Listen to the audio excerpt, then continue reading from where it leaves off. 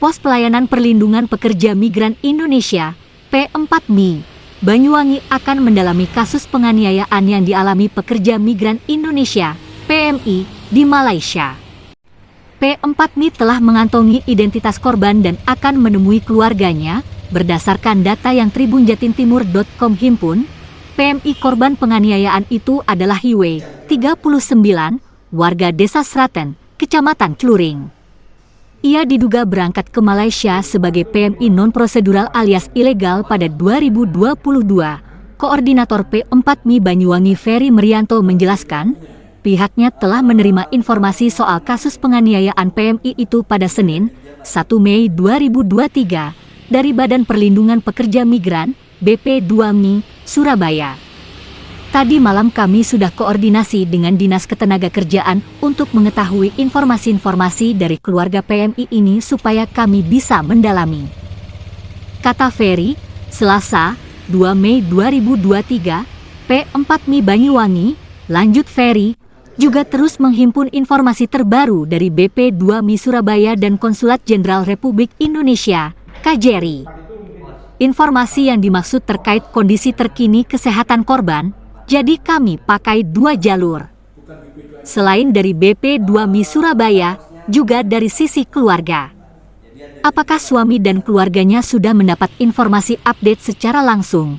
Tambahnya, meski terindikasi PMI ilegal, P4MI Banyuwangi memastikan proses pendampingan dan penanganan kasus tersebut akan dilakukan dengan maksimal.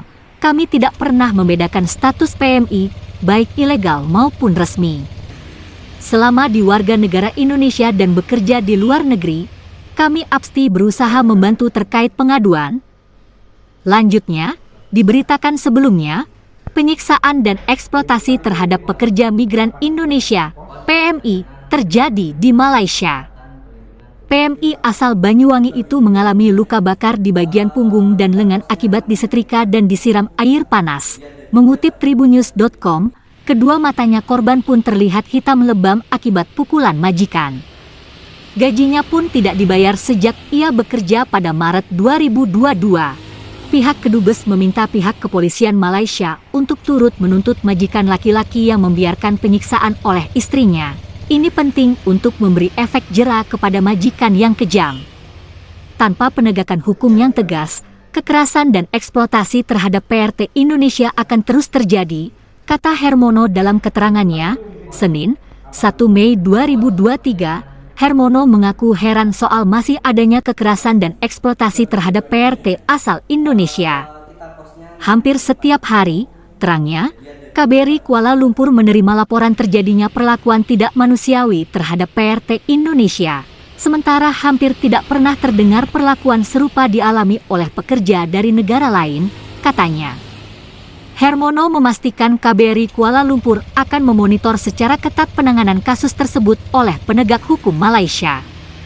Hal itu untuk memastikan bahwa majikan dijatuhi hukuman yang setimpal atas kekejaman yang dilakukannya.